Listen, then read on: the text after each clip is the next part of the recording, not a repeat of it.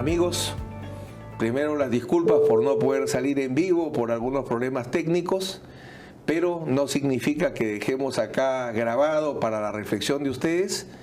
En esta oportunidad, esta charla de café que tenemos con Benji Espinosa y Jefferson Moreno, respecto a un tema que ha cobrado especial interés, que es la prisión preventiva, porque creo que luego del juicio de Alberto Fujimori, el caso que más se ha televisado y más se ha seguido es esta audiencia de prisión preventiva, donde ustedes han podido ver a favor o en contra los gravísimos efectos que genera este mecanismo.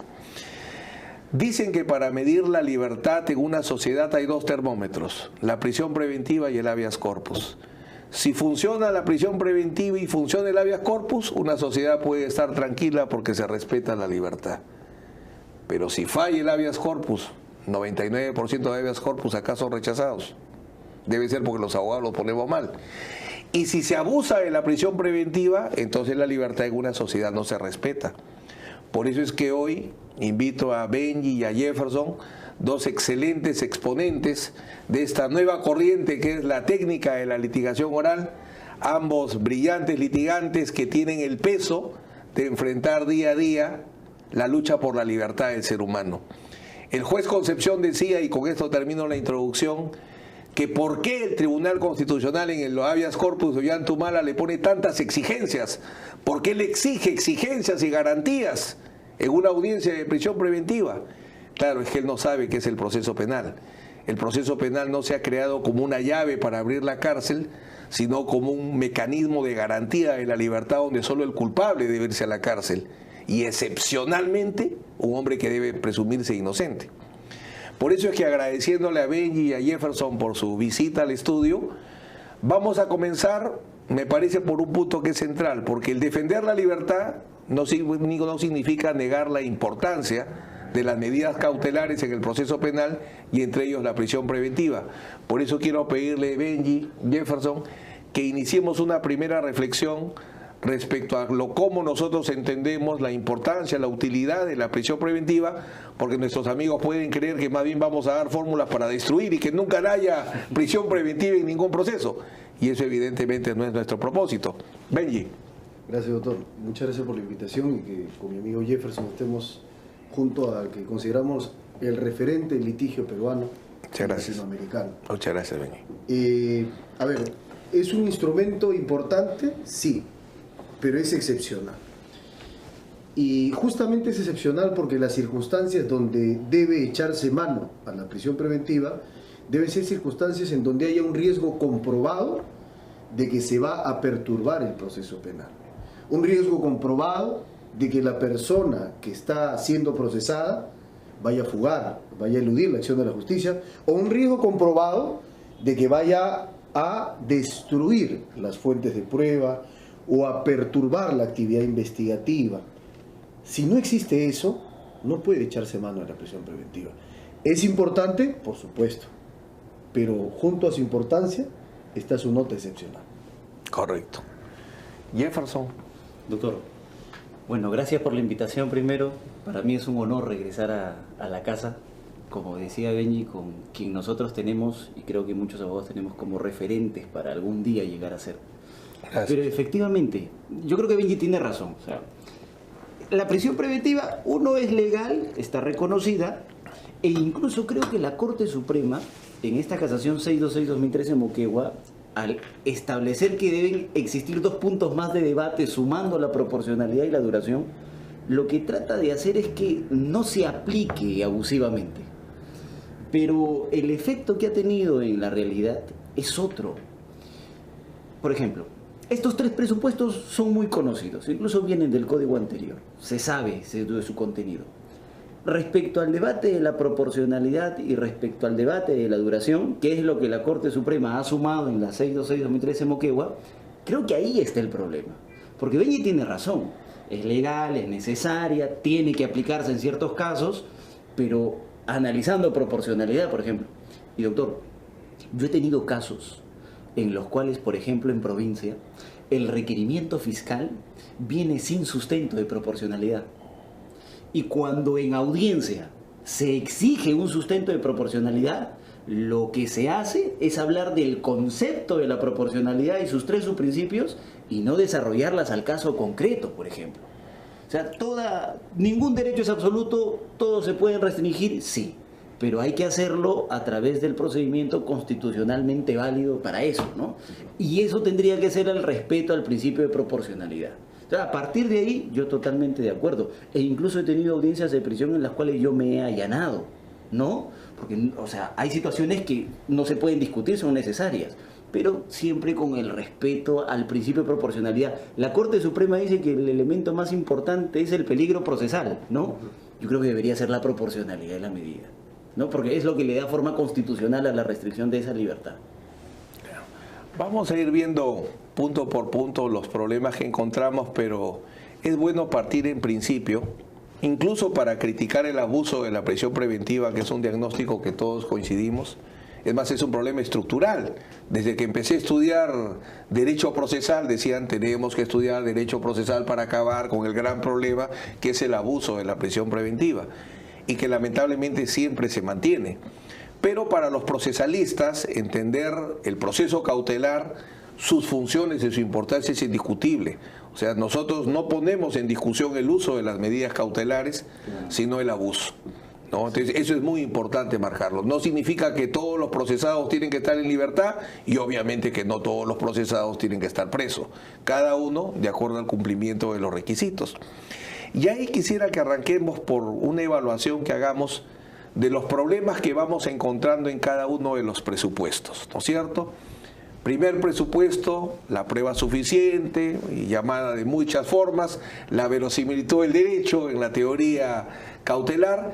Quisiera que ahí partamos por analizar los diversos problemas que en nuestra experiencia hemos podido encontrar con ese primer presupuesto y así vamos posteriormente presupuesto por presupuesto. ¿Les parece? Sí, por supuesto. Benji. Doctor, sobre el primer presupuesto, esto trae a mi modo de ver por lo menos 2 reflexiones y que he tenido a partir de 2 casos en concreto estas reflexiones y a partir de ahí formulo mi crítica. La ley habla de graves y fundados elementos de convicción. Hubo mucho tiempo en donde se discutió, este es un primer problema, ¿qué significa eso? Porque si uno revisa la jurisprudencia de la Corte Interamericana, caso Chaparro Álvarez y Lapo Íñiguez, en donde se dice eso significa una suposición razonable de que la persona esté involucrada al delito. Si vemos el caso J contra Perú, Barreto Leiva contra Venezuela, o lo que ha dicho nuestra Corte Suprema justamente en este vaivén jurisprudencial, primero en la casación 626-2013 Moquegua dice, el estándar probatorio es similar al de una etapa intermedia, es decir, solo dictarás prisión si tienes un caso tan poderoso como si ya pudieras llevarlo a juicio. Pero luego se ha cambiado el criterio y se ha elevado la valla. Hoy se dice con la sentencia plenaria casatoria 1/2017, ya no basta que tu caso sea tan fuerte como una acusación. Ahora necesitas que sea mucho más fuerte. Hay un plus. Y por eso es que ya no basta la sospecha suficiente que justifica la acusación. Ahora es necesaria la sospecha grave. Ese es un primer punto. El tema de la sospecha grave, que lamentablemente pese a la nueva exigencia de la jurisprudencia vinculante de todos los jueces supremos, porque esta sí es una sentencia plenaria casatoria, no es una casación dada por una sala permanente que fue la de Moquegua, pese a eso se hace caso omiso, se hace tabla rasa. Entonces los jueces parece que siguen con la idea de que se exige solo acusación. No, ahora es mucho más. Y esta exigencia justamente va en línea con lo que ordena el derecho internacional de los derechos humanos, es decir, la libertad del procesado debe ser la regla. El procesado tiene derecho a enfrentar su proceso en libertad, porque la cárcel está pensada para los condenados, no para los inocentes. Es un primer punto. Y un segundo punto que quisiera poner a debate es el tema interesantísimo del control de imputación. Justamente en este primer presupuesto. Hay un único auto de casación que es de Piura y que lo redacta el doctor César San Martín, en donde dice, por supuesto, si es que no hay un hecho precisado en sus contornos de tiempo, modo y lugar de manera clara y precisa, no puedes decir que hay graves y fundados elementos. Es decir, si no hay control de imputación, si no hay imputación necesaria, no podría haber graves y fundados elementos de convicción. Y un último punto, el tercer punto sobre este presupuesto, el tema de tipicidad. ¿Puede ordenarse prisión preventiva sobre un hecho atípico? acaba de salir una sentencia de la Sala Permanente de la Casación de Pasco, la ponencia de la doctora Elvia Barrios, mucho respeto, disiento de su posición, dice no, en la prisión preventiva se debate lo del 268, así que esos temas de tipicidad no entran acá. Son creo que los 3 temas que podríamos entrar a debatir. 1, estándar, sospecha grave. 2, imputación y prisión preventiva. 3, tipicidad y prisión preventiva, si les parece. Sí, de acuerdo. Doctor, Jefferson. Yo acabo de escribir un artículo sobre el debate de si en una audiencia de prisión Sí, lo he puede visto. discutir Lo he visto en Facebook, ahí lo he visto, creo. Lo tiene actualidad penal y lo ha replicado ahora leyes, me parece. Ya. Entonces, ¿qué pasa? La Corte Suprema, en la 626, dice así de manera literal, no se puede, ni imputación ni tipicidad. ¿Por qué? Porque cada una de estas vías tiene un procedimiento específico de discusión. En el caso de deficiencia en la imputación, la tutela de derechos, y en el caso de la tipicidad, la excepción de improcedencia de acción. Eso ya es la Corte Suprema. Hay un auto de calificación efectivamente, que dice, bueno, puede ser, ¿no? No podríamos analizar el primer presupuesto en un hecho atípico. Pero ahora último han cerrado la valla y han dicho no, necesariamente solo los del 268. Y efectivamente la Corte Suprema tendría razón. ¿Qué haríamos en una audiencia de prisión debatiendo cuestiones de tipicidad si para eso está la excepción de improcedencia de acción? Pero la realidad ha marcado cuestiones totalmente absurdas que quizás nunca hubiéramos imaginado. Por ejemplo, que inicie una audiencia de prisión, que hayan notificado el requerimiento de prisión, pero que no se tenga la disposición de formalización. No, o sea, ¿qué ha pasado, por ejemplo, en el caso que el Poder Judicial, la Fiscalía ha denominado los cuellos blancos, por ejemplo? Todos en la audiencia, los abogados dicen, todos notificados, sí, pero no tenemos la formalización. El caso, porque no es uno solo, el caso del señor cusqueño Jorge Acurio, igualito. En la audiencia, todos con requerimiento de prisión, nadie con la disposición de formalización. Porque lo que pasa en el país es que en aquellos casos donde se pide prisión, mientras en una máquina se hace el requerimiento de prisión, en la máquina del costado se hace la disposición de formalización. Y las dos te llegan en la misma notificación. Entonces la pregunta es, ¿a qué hora deduzco mi excepción de improcedencia de acción? ¿No? Si además la fecha de la audiencia de prisión es al día siguiente de la notificación. Claro, ¿no? claro. Ahí tenemos un gran problema. Y lo mismo obviamente pasa con el tema de la imputación, ¿no? Ahora, estos casos que por ejemplo he citado, ¿qué han hecho? El juez suspende la audiencia y dice, son las 11 de la mañana, reprogramados para las 2 de la tarde. Les da oportunidad para que simplemente notifiquen. E incluso hay otro problema que es mucho más grave, que lo he visto también en el caso de la señora Fujimori. Fiscalía presenta un primer requerimiento de prisión. Se está debatiendo y una integración al requerimiento de prisión. Aparecen elementos. Doctor, yo he tenido un caso en el cual me llaman a las 9 de la noche. Lo que pasa es que la gente tiene que entender, y ese es el problema, el análisis no debe ser de la señora Fujimori, debe ser de la institución, porque si le pasa a ella, con menos personas se han ido en prisión preventiva. En un caso a mí me llamaron a las 9 de la noche, me notificaron un requerimiento de prisión. Bueno, garantía de defensa, ya el abogado más o menos sabe cuándo te van a pedir prisión, así que no reclames, me notificaron.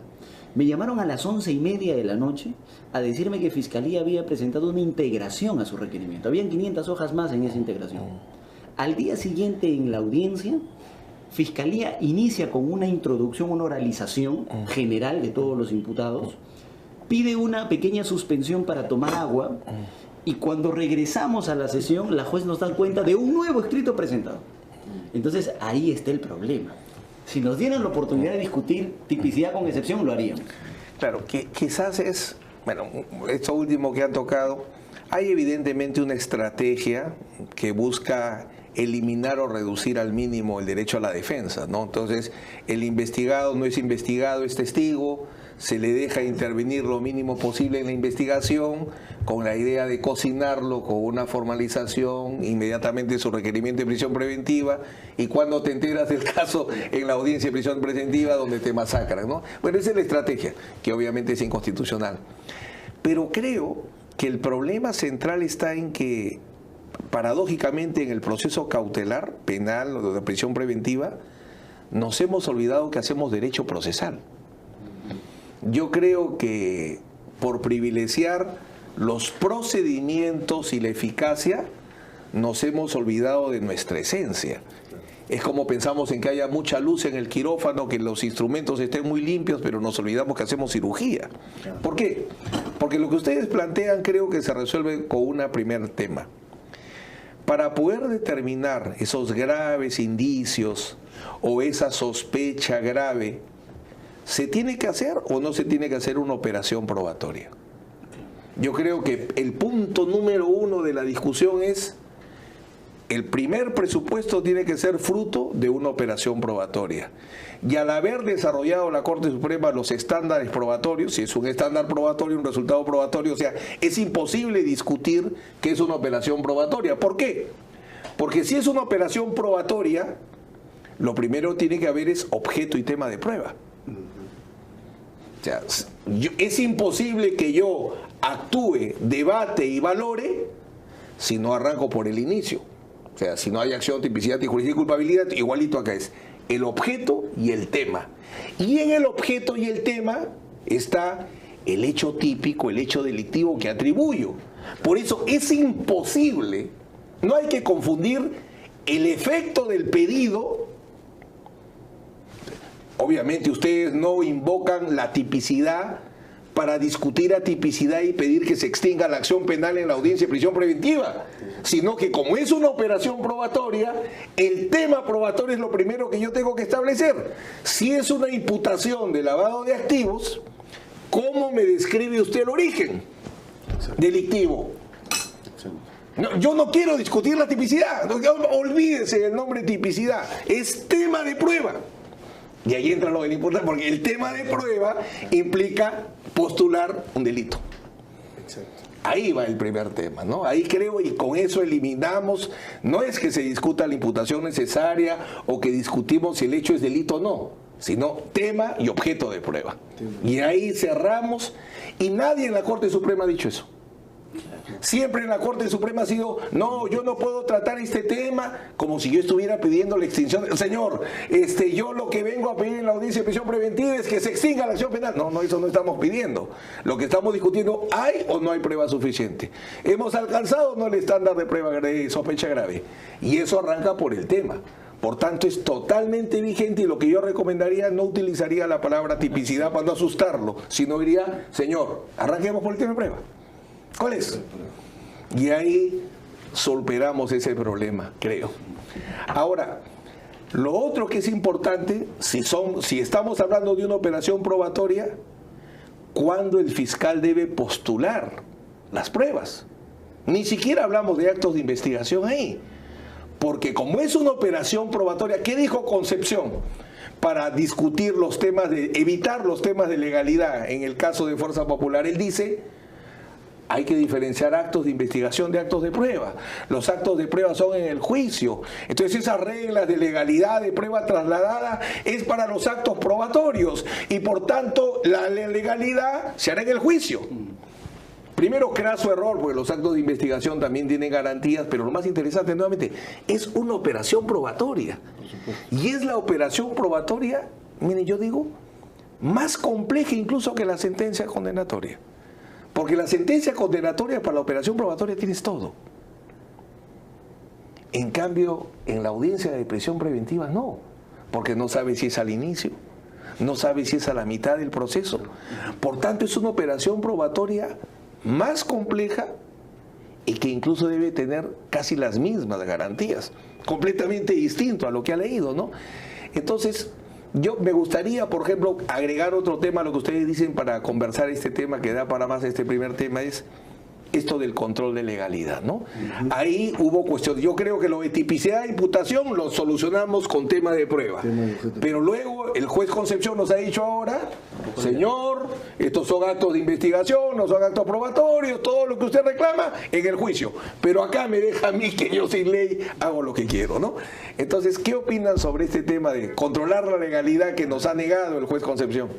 Es que el juez no puede decir: yo solo soy un guardián del debido proceso en el juicio. Pero en la investigación el proceso entra a una fase de descampado, a una fase de desierto, en donde no hay, de ninguna manera, no entran los mares de las garantías. Eso está muy mal. Y eso está muy mal por una razón, porque además desconoce las exigencias del propio código. El propio código en el título preliminar, cuando habla de la actividad probatoria, cuando se refiere a la prueba ilegal, se refiere a todo su trayecto. Y luego, cuando se refiere a las normas generales, el 159 vuelve a hablar de la actividad probatoria en general. Y esa disquisición está equivocada, además. ¿Quiénes son la doctrina más autorizada que distingue actos de investigación, actos de prueba? Moreno Catena, Jimeno Sendra, Silvia Barona Vilar. ¿Pero qué dicen ellos? Cuidado. Tanto los actos de investigación como los actos de prueba tienen un elemento común que son actos de conocimiento, es decir, actos de aportación de información. ¿Qué los distingue? El momento y algunas otras exigencias. Pero vamos a ver, si es que me dices, yo voy a aportar graves y fundados elementos de convicción, el testimonio de Juan, el testimonio del testigo con identidad 666, el aspirante a colaborador, esos son actos de conocimiento. Más allá de esa disquisición que se difumina en los procedimientos cautelares de prisión preventiva, lo que es cierto es que no deja de tener la obligación el juez, que debe ser un juez de garantías, que debe ser un juez de control. En algunos países le llaman garantías, en otro control, pero he olvidado eso. Debe controlar la legalidad. No puede decir, por ejemplo, en el caso de Fujimori hay un craso error. Dice, no hay prueba trasladada. Se está trayendo información de un caso a este caso, pero no hay prueba trasladada. ¿Y por qué no hay prueba trasladada? Porque la prueba trasladada se da en el proceso, en el juicio, no en la investigación. Por eso, pues, eso es una falacia. Porque legalmente no puedes trasladar un dato, una información de un caso a otro caso, sino cumpliendo las exigencias del artículo 20 de la Ley de Crimen Organizado. ¿Y qué dice el artículo 20 de la Ley de Crimen Organizado? Primero, solo puedes trasladar actos de prueba. O sea, es imposible trasladar actos de investigación. ¿Y qué dice el doctor Carguancho? Dice, como no es proceso, como no es juicio, si no estamos en investigación, sí se puede trasladar. Eso es ilegal. Y ese control de legalidad lo puede hacer, porque además él desconocería lo que ha dicho la propia Corte Suprema, el Acuerdo Plenario 4-2010, cuando hace una interpretación del artículo 71.4 sobre la institución de la tutela de derechos, dice, vamos a abrir el abanico de la tutela, y aun cuando el 71.2 no diga que la tutela tiene como objeto de debate excluir prueba ilícita, ¿qué dice la Corte Suprema? Dice, se puede vía tutela de derechos excluir prueba ilícita. ¿Y dónde se puede? En diligencias preliminares o en investigación formalizada. O sea, bajo el criterio del doctor Carguancho, lo que ha dicho la Corte Suprema en el Acuerdo Plenario 4-2010 es impracticable, letra muerta. De acuerdo. Jefferson. Yo totalmente de acuerdo. Pero yendo a lo que el doctor, porque eso lo he hecho en teoría, ¿no? E incluso ha sido un reclamo, me parece, porque hay una parte donde el doctor dice, no puede ser posible que el tribunal me exija prácticamente un minijuicio, ha hecho el doctor, ¿no? Aunque eso debería ser. Pero el punto concreto que el doctor no ha aceptado es, por ejemplo, que la declaración de testigos en reserva, de los testigos con clave, tengan que ser corroborada o no, que es un planteamiento que hizo la defensa. O sea, el doctor se ha saltado a analizar si se puede o no se puede, señalando que efectivamente él no tiene que controlar la legalidad de esos actos. Pero, por ejemplo, coincidimos, creo, en que sí se puede. Es más, se debe. En el caso de los testigos con clave, y ha sido un planteamiento por parte de todos los abogados en el caso, se han utilizado declaración de testigos y no se ha permitido un contraexamen, no se ha permitido contradecir la declaración de ese testigo, no se le ha permitido hacerle preguntas a ese testigo. Y se ha citado una sentencia de la Corte Interamericana, el caso del pueblo de Mapuche contra Chile. Yo he revisado un poquito la sentencia, y la sentencia no es que diga que efectivamente hay que corroborar. Para empezar, la sentencia trata un proceso inquisitivo, un proceso sumario, no un proceso acusatorio, se entiende. Pero la sentencia, como la sentencia dice, efectivamente un testigo en reserva lo que haría es lesionar la garantía de defensa de los imputados, hay que compensar, dice la Corte Interamericana. ¿Cómo compensamos? 1, el juez tiene que saber quién es el testigo. Claro, habla para juicio. 2, hay que darles la declaración, lo tienen. Y en la parte final, la Corte Interamericana dice, a mayor corroboración de lo que diga el testigo en reserva, menor afectación al derecho de defensa. O sea, no lo plantea como una exigencia, ¿no? Pero hace ese análisis de proporcionalidad para respetar esa garantía. De acuerdo, de acuerdo. Esto es muy interesante. Y ahí un punto nuevamente, se vuelve a dejar de lado la teoría del proceso. Porque, ¿qué sucede? ¿Qué es un testimonio? O sea como acto de investigación, sea como acto de prueba, ¿qué es el testimonio? Es el interrogatorio por las partes del proceso. O sea, no existen testimonios con interrogatorios unilaterales. No existe. O sea, primero es un tema de existencia, de validez jurídica. O sea, para que exista el testimonio, tiene que ser interrogado por las partes, salvo que el imputado no sea parte. Entonces mejor pues lo sacan a todos y se van a su casa porque ya no son parte, ¿no? Sería mejor, ustedes ya no son imputados, gracias a Dios. Y nos vamos. Primer tema, se está yendo contra la propia naturaleza de las cosas, porque nuevamente no se aplica teoría del proceso. Y número dos, que ya es un problema de legalidad grave, ¿dónde aparece la medida de protección impedir el interrogatorio por las partes? No está. No existe, o sea, sería una medida de protección pues inventada, que no está prevista en la ley, ¿no? Ahí es un tema grave que le evita. El tema de la prueba trasladada, que muy bien han tocado, y yo agregaría el tercero, del manejo de la declaración de los aspirantes. Que de los aspirantes a colaboración eficaz, porque la primera vez que me tocó, mi primera guerra jurídica fue la justicia antiterrorista. Yo fui al penal de mujeres en Chiclayo, 90% de las procesadas eran terroristas o procesadas por terrorismo. Entonces, o seguía lo que decía mi profesor de práctica, José Ugaz, y era cosmetológico y no defendía a nadie, o asumía una posición. Entonces una viejita me jaló de la corbata y me dijo lo elemental: ¿eres abogado? Eso me abrió a mí la luz. O sea, la luz fue decirme en una cárcel: eres abogado. Entonces, ahí arrancó la declaración del aspirante. Y con declaraciones de aspirante, condenaron. Que Dios quiera que no pasen de la prisión preventiva acá. Pero en esa época, con la declaración del aspirante, condenaban. Y muchas veces era la única prueba.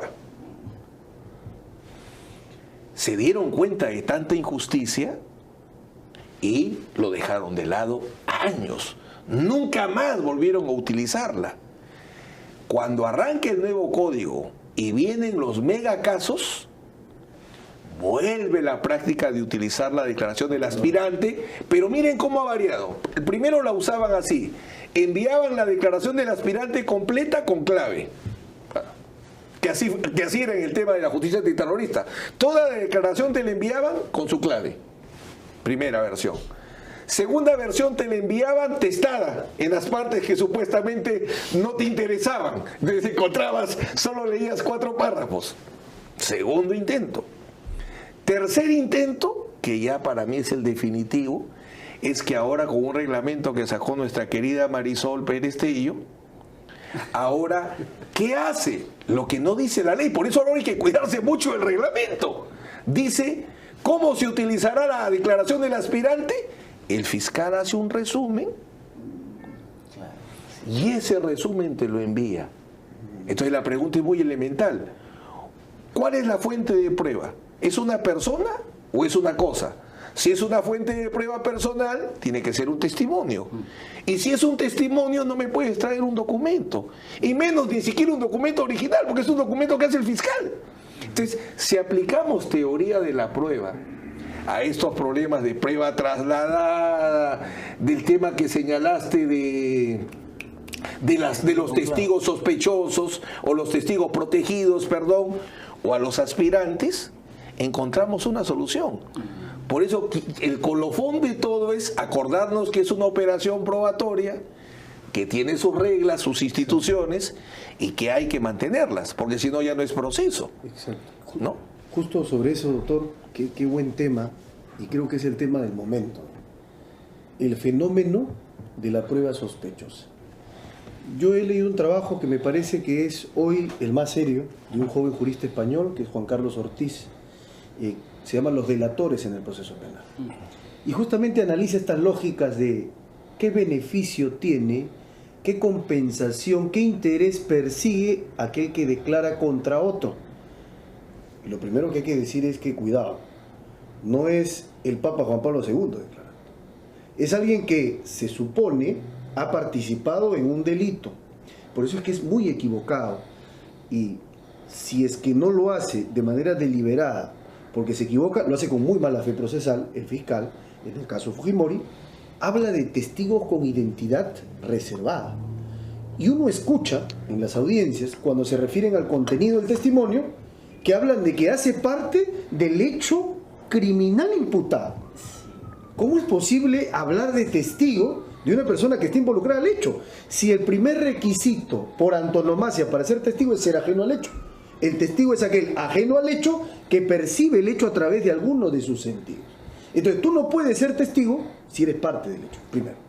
Segundo, si eres parte del hecho podría ser, o como Yoshiyama Sasaki, discutimos si va a haber confesión sincera o insincera, porque es su declaración hasta el momento, su confesión lo convertiría en arrepentido. Si no es arrepentido, va a seguir un proceso especial, entonces es aspirante a colaborador eficaz y tiene la exigencia de aportar información que corrobore su sola indicación. Entonces hay tres condiciones diferentes. Testigo, que tiene que ser ajeno, arrepentido y aspirante a colaborador eficaz. Porque para ser colaborador hay todo un procedimiento que seguir que culmina cuando hay una sentencia judicial que así lo acredita. El tema de la identidad reservada además se trabaja muy mal. ¿Cómo nace la figura legalmente? El testigo con identidad protegida no se encuentra dentro del capítulo de testimonio, se encuentra dentro del capítulo de medidas especiales de protección. Es decir, yo le doy una identidad reservada a mi testigo para protegerlo de que lo corrompan o que lo maten. Esa es la lógica. Pero hay un procedimiento que no se ha seguido acá y no se sigue en ningún caso. La ley dice, principio de legalidad procesal, dice, tiene el fiscal la obligación de motivar el grave peligro en que se encuentra su testigo.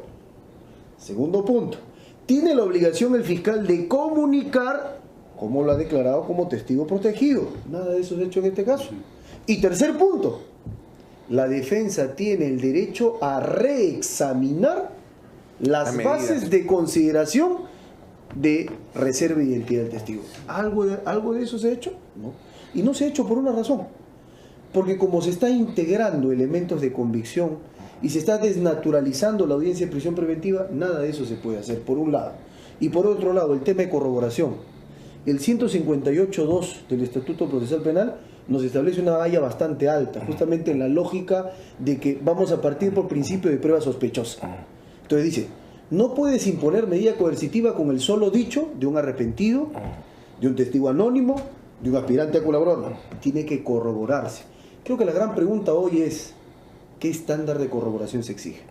La Corte Interamericana, en el caso de Honorín Catrimán contra Chile, que es el caso de los mapuches, perseguidos por el delito de terrorismo, plantea una lógica interesante siguiendo al Tribunal Europeo, al Tribunal de Estrasburgo. Dice, las lógicas de compensación. ¿Y qué significan las lógicas de compensación? Dicen, cuidado, si tú fundas tu condena en el testimonio de un testigo, primero, que tiene identidad reservada y por tanto el contrainterrogatorio, si se hiciera, es bastante limitado porque tú no sabes quién es. Si es que tú fundas tu condena en un testigo de identidad reservada, o segundo, si es que limitas el contrainterrogatorio, ¿cuál es la compensación para el acusado? La compensación es que ese testimonio no puede tener un peso decisivo para condenar. Porque si lo tiene, hay afectación al debido proceso, el derecho a la defensa, el derecho a contrainterrogar testigos. Esa es la lógica del Tribunal Europeo que trae la Corte en ese caso importante. ¿Yo qué cosa digo? Mi lógica es una lógica a fortiori. ¿Cuál es mi lógica? Si la Corte dice que para dictar condena no puede darle peso decisivo a este tipo de prueba sospechosa, pregunta es, ¿y para dictar prisión preventiva a un no condenado, al que se le presume inocente, sí podrías darle peso decisivo? Por supuesto que no. Apliquemos así la sentencia de la Corte Interamericana que para eso sirve. O sea, y ojo, mis amigos de las ONGs porque yo he trabajado en la Coordinadora Nacional de Derechos Humanos, yo he trabajado, en fin, con varias personas en derechos humanos, yo tengo formación en derechos humanos, y yo siempre digo, cuando me preguntan, ¿y en qué momento viraste? ¿En qué momento te fuiste a la otra orilla? Sigo en la misma orilla, defiendo derechos humanos ahora en el proceso penal. Correcto, correcto. Esa ha sido una discusión que han tenido ayer, me parece, el doctor Concepción con una de las abogadas. Una abogada cita la sentencia, la pone en la diapositiva, y el juez, cuando termina su alegación, le pregunta, a ver, ¿en qué parte de la sentencia de la Corte dice que los abogados deben contraexaminar a los testigos con clave? A ver, dígame usted, ¿dónde dice? La abogada hace referencia a la sentencia, y la sentencia dice de manera literal, esa medida de compensación es ¿cuál? Que en algún momento del proceso se les debe permitir contraexaminar, así dice literal. Entonces la abogada dice, pero ahí está. Y el juez dice, pero yo leo que ahí dice en cualquier etapa del proceso. Entonces él dice, ¿cuál sería esa etapa? El juicio. Entonces, claro, la explicación ahí debería ser esa, ¿no? Que si necesitas para condenar, más vas a necesitar para imponer prisión. Claro. Y nuevamente, ¿no? Bastaría de partir de lo que dice la ley, sobre lo que conversábamos hace un momento, sobre cómo es qué cosa es el testimonio, ¿no? Porque a mí mucho me ha servido en mi experiencia profesional fuente de prueba y medio de prueba. Eso para mí es una herramienta muy poderosa, la he utilizado en muchos casos, donde la fuente de prueba hay libertad, pero en los medios de prueba, los procedimientos legales, hay legalidad, que me lleva más. Si tú vas a utilizar prueba testifical de cualquier clase en una audiencia de prisión preventiva, ¿cómo se actúa? Interrogatorio. Ni siquiera leyendo. Ni siquiera leyendo. Por eso nuevamente entramos. ¿Es una operación probatoria o no es una operación probatoria? Si es una operación probatoria de una exigencia, porque el tema es, no, es que como debe ser rápida, como tiene plazos concretos, ¿dónde aparece que la velocidad tenga que sacrificar las garantías y desnaturalice lo que es? Ustedes hablaban hace un momento que el fiscal permanentemente va enriqueciendo en cada audiencia porque no entiende que la prueba se ofrece con el requerimiento. La fiscalía ofrece su prueba con el requerimiento, no tiene otra etapa. Y segundo, no puede haber prueba si no se puede contradecir, que es el segundo tema. ¿Cómo existe prueba sin contradicción? Ya. Nuevamente, temas de existencia, o sea, ¿qué prueba es la que puede justificarse y utilizarse en un auto de prisión preventiva en una sentencia? La que se contradice.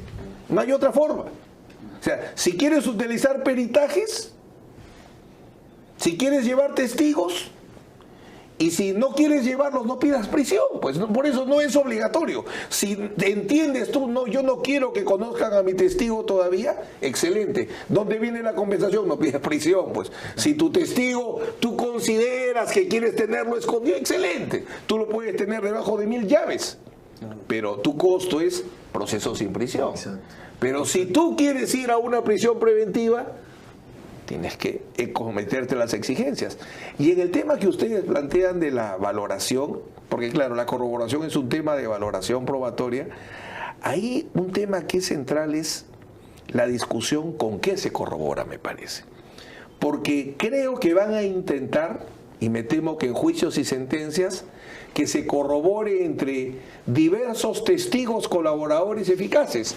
Barata, yo te digo ahorita cómo va a ser la sentencia. Arranca Odebrecht, Barata, Mameri, Migliaccio, certeza, condenado. Entonces decirle, perdóname un ratito, 4 tuberculosos no hacen un sano. Eso es lo que siempre le decía, probabilidad más probabilidad más probabilidad más probabilidad. Probabilidad, no es certeza. Entonces el tema es, uno, no me puedes corroborar con otro enfermo. O sea, si hay un testigo sospechoso, no puedes corroborar con otro testigo. O sea, tengo 1 millón de testigos sospechosos. Ya tienes 1 millón de tuberculosos, pero no hacen un Hércules, pues. Así sean 1 millón, 2 millones o 5 millones. No es un tema de cantidad, ¿no es cierto? Ese es uno. Creo que clave darle ahí. ¿Con qué se corrobora? Y 2, ¿qué se corrobora?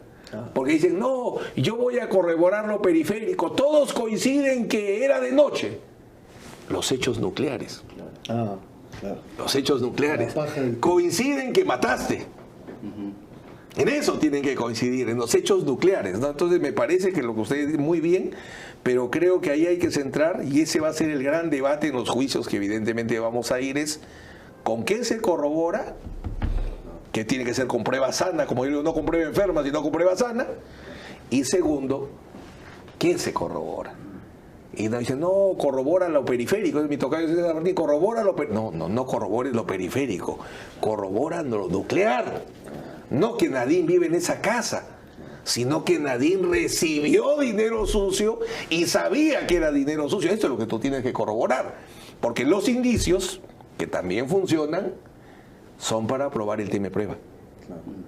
No para que tú digas, no, como acá tengo un ojito y acá tengo una uña, ya armé a la persona. No, pues, no, tengo un ojo, tengo una uña, ya armé al muñeco. No, pues no nos armamos muñecos, ¿no? Es el tema de, bueno, la perversión de la prueba indiciaria, ¿no? Pero bueno, eso me parece, no sé si sobre prueba suficiente tienen un tema más para saltar. Solamente para el tema concreto de Odebrecht, justamente ese tema que ha tocado todo es el principal problema, ¿no? Porque, por ejemplo, yo creo que en el caso hay suficiente para el acto posterior de conversión, pero no hay suficiente para origen ilícito. O sea, ahí el problema. Y el acto de corroboración, efectivamente, lo que también he escuchado en la audiencia, es brasileño a brasileño a brasileño a brasileño, cuando en realidad ninguno sabe de dónde vino el dinero, ¿no? Ese es el problema. Hay un tema interesante. Hemos trabajado el tema de la licitud de los elementos de convicción, pero hay otro tema que se desoye y que no se mira en la práctica: la pertinencia de los elementos. ¿Hay que hacer juicio de pertinencia? Por supuesto, porque a ti te pueden traer 500 elementos de convicción, 500 testigos, y ahí vamos al tema. Pero los 500 testigos a lo mejor dicen el relleno, pero no hablan del núcleo, de la esencia. Como Aristóteles decía, la esencia es lo que hace que una cosa sea lo que es. Entonces, si fenomenológicamente esto es porque debe ser, el elemento de convicción tiene que acreditar eso y no otra cosa. Si es lo periférico, está bien para pintar el cuadro, pero el cuadro no se acaba con el marco. De acuerdo completamente. Bueno, hay muchos temas sobre pruebas suficientes, importantes, pero vamos para que nuestros amigos no se queden con el plato incompleto del arroz sin el pato. Tiene que ser arroz con pato completo, como mi querido Chiclayo. Entonces, hablemos un poquito, aunque creo que las discusiones son menores ahí con la pena probable. Sí. ¿Qué experiencia? Hemos avanzado. Sí. Pero ¿cuál es tu comentario sobre pena probable? En tema probable, en mi experiencia, en realidad, bueno, la exigencia que estableció la Casación 626-2013, hay que utilizar el sistema de tercios. Yo diría algo un poquito más, quizá un aporte: proporcionalidad. Porque el sistema de tercios como figura legal no elimina la exigencia constitucional que deriva del principio de culpabilidad de proporcionalidad. Ahora, eso implica hacer una proyección, pero creo que el tema fuerte de la prisión no va por ahí. Yo simplemente agregaría sistema de tercios sin descuidar, sin dejar de mirar proporcionalidad, como lo defiendo en mis alegatos en juicios también. Correcto. Doctor, muy encendidos. Yo tengo un caso, por ejemplo, en provincia, donde Fiscalía ha imputado organización criminal y solo hay una persona. Y esa sola se le ha pedido prisión, pero para sobrepasar el presupuesto del prognosis de la pena. O sea, tú enganchas un delito. Yo recuerdo, por ejemplo, un caso en el que compartimos defensa con Benji ahora, recién acá en el subsistema anticorrupción. Imputaban cohecho, peculado, concusión, y para sumarle la pena, organización criminal. O sea, es un delito de enganche y ya se salta en el análisis de ese presupuesto. Ahí yo creo que la gran discusión que se ha tratado de mejorar es que inicialmente pena probable era pena abstracta. Sí, claro. Y no pena concreta, ¿no? Que se trata de ahora, pero así como hay una operación probatoria, nuevamente vamos a la esencia del derecho. La pena probable es fruto de una operación de determinación judicial de la pena provisional, ¿sí o no? Sí, claro. Si me dicen que sí, claro, entonces si es una operación de determinación de la pena, entra todo, pues. Entra todo. probables circunstancias atenuantes, probables circunstancias agravantes, revisión en concursos. Yo creo que a mí me causa una frustración que Fidel Rojas, siendo el autor del libro más importante de delitos contra la administración pública, podrá discutir de repente algún trabajo específico de alguien, pero él es el gran autor desde hace muchos años, sea absolutamente creíble cuando solo hablaba con su libro. Pero cuando lo bajas al tribunal, no le crees. Al punto tal que mi buen amigo Tomás Aladino dice que ya no hay que creernos, porque si defiendes, ya te volviste mentiroso. Es una ofensa. Yo le dije, no me acuerdo qué, José Caro, yo creo que estaba ahí, yo le dije, yo me paraba y le metí un cabezazo. ¿Qué voy a permitir que diga eso, no? Entonces, porque el concurso aparente de leyes se masacra en los delitos de función. Se masacra. ¿No? Se masacra, o sea, que si puede, tráfico de influencias y cohecho, si puede coexistir, oye, vamos a pelear, pero de alma. Ciro, que estábamos hablando hace un rato, Ciro Cancho, para mí un extraordinario instrumento, y aplaudo a quien sea el autor, es Justicia TV, porque es una herramienta que te permite a los que nos gusta el fútbol ver todos los partidos, a quienes nos gustan los procesos, seguir todos los procesos, ¿no? Entonces, él ataca mucho, no sé cómo le habrá ido, pero vino acá hace un análisis bien interesante sobre el concurso aparente de leyes en delitos de función. Y lo he visto a Fidel matarse tratando de explicar, y no va, porque creen pues que, en el fondo yo diría, piensan que la pena probable es algo... Le han dado alguna razonabilidad, como te voy a citar, 1/3, 2/3, 3/3, etcétera, tercio medio, tercio bajo, pero realmente no hacen una operación de determinación de la pena, ¿no? Hay un tema interesante, doctor, ¿verdad? Fíjese, a veces puede ser porque no me haya tocado una defensa así, pero sí me ha tocado en defensa de juicio. Y claro, vamos a analizar. El gran problema de las acusaciones de delitos de corrupción de funcionarios, y seguramente serán requerimientos de prisión, es que plantean, por ejemplo, tráfico de influencias y cohecho respecto al mismo hecho. Uno acto preparatorio y el otro avanzas un poquito, o sea, en otras palabras, está violando el nebis in idem. Otro, que me tocó un tema en donde, menos mal, en la hay sala, subsidiariedad. Sí, en la sala de la doctora Castañeda Otsu, doctor Ramiro Salinas, nos dieron la razón ahí, en el caso de un ex gobernador. ¿Cómo es posible que puedan plantear respecto de un hecho una doble desvaloración? Cohecho y colusión. No puede. La colusión desplaza al cohecho, porque si el acto de soborno se da en el marco de un proceso de contratación pública, eso es un cohecho específico, pero en el marco de una contratación pública. Por tanto, si eso se da, discute colusión, no discutas cohecho. Claro. Eso me lleva a pensar en lo siguiente: si hay casos de requerimientos de prisión con varios delitos, hay que estar atentos como defensa para plantear justamente las lógicas de resolución de concurso aparente, especialidad, alternatividad, subsidiariedad. El problema es que si a eso le sumas, yo también he tenido igualito, es más, yo te digo falsificación y colusión, cuando se suponía que el acto de falsificación era un medio para que se puedan coludir, o sea, hemos tenido esos problemas, pero si se puede hacer ese análisis, pero si le suman organización criminal, ya perdimos el segundo presupuesto, ¿no? Ese es el problema. Pero algo importante, así como hace un rato vimos que no se puede discutir imputación necesaria, que no se puede discutir tipicidad, se supera marcando bien tema de prueba, igual acá. No es que quiera, porque te va a decir, ¿usted quiere discutir tipicidad? No, yo no quiero discutir tipicidad, yo quiero ir a la determinación de la pena. Y en la determinación de la pena, obviamente lo primero que tienes que establecer es, son 8 delitos o es un delito, ¿no? Bueno, pero un tema muy importante a trabajar. Por eso el tema es cómo se encaje. Decía mi maestro Torzano, todo tiene solución, depende por qué curva entres. Entonces, eso hay que marcarlo bien, ¿no?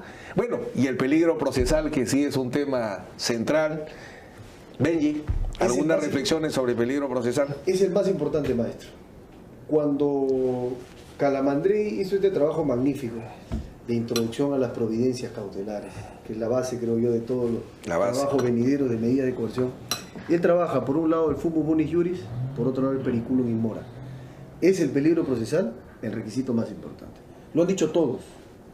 Y sin embargo, primero, en la práctica, terminan dándole 5 minutos y a los graves y fundados elementos de comisión 5 horas.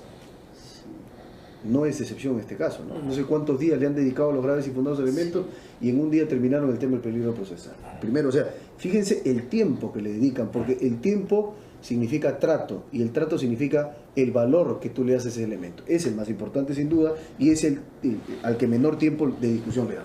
Segundo, calidad de tiempo, es decir, calidad de debate. ¿Qué hacen las fiscalías? ¿Y qué a mal traer tienen los jueces? Toman el 269 y 270, peligro de fuga y perturbación, lo transcriben. Y si algún esfuerzo hacen, añaden alguna circunstancia al caso. Y no más. Por ejemplo, me llama muchísimo la atención que la conducta procesal no haya sido valorada positivamente en el caso del auto contra Keiko Fujimori.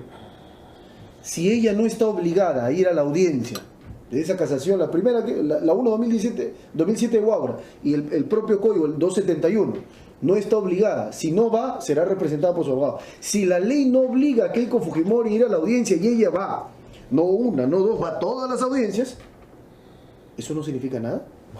¡Qué mal! Entonces, ¿cuál es el mensaje? El mensaje es, el fugado como el que va a la audiencia tienen el mismo tratamiento y la misma condición. Nos tocó defender en el caso de los intocables ediles de la Victoria. Yo decía respecto a mi cliente, tiene que valorarse que él, estando en Estados Unidos, haya vuelto. A él no lo extraditaron, a él Estados Unidos no lo expulsó, él vino voluntariamente, sabiendo que todos sus otros coprocesados ya estaban en prisión. Esa conducta procesal no se ha dicho ni una línea. Eso es gravísimo. O sea, si la ley dice el comportamiento procesal, hay que ver eso en primer punto. Un segundo punto en el tema del peligro procesal, el tema de la gravedad de la pena y la pertenencia a la organización criminal. Usted logró, maestro, con el doctor Espinosa Goyena, en el TC, que el TC, en el caso Humala Nadine, dijera algo que hace muchísimo tiempo viene repitiendo la Comisión Interamericana, su relatoría de personas privadas de libertad, la Corte Interamericana, antes el Tribunal Europeo, vienen diciendo hasta el hartazgo. No podemos, y eso se ha dicho, por ejemplo, en el informe 297, el caso Jiménez, un caso famosísimo, no puede justificarse prisión únicamente en que la pena es alta, y por ejemplo, le añadimos acá, que pertenece el imputado a una organización criminal, porque convertimos la prisión preventiva en pena anticipada. Y la prisión preventiva no es un instrumento para castigar, responsabilizar a alguien, es un instrumento para proteger el proceso. Nada más que eso. Entonces, ¿qué es lo que pasa? El TC ha dicho muy bien, y gracias a la labor de ustedes, doctores, que cuando hay gravedad de pena y pertenencia a la organización criminal comprobado, por sí mismo no es suficiente para justificar prisión. Es importante, ha dicho el Tribunal Constitucional, pero no decisivo ni suficiente. Importante, pero no suficiente. Acá ha sido suficiente. Pero voy a otro punto.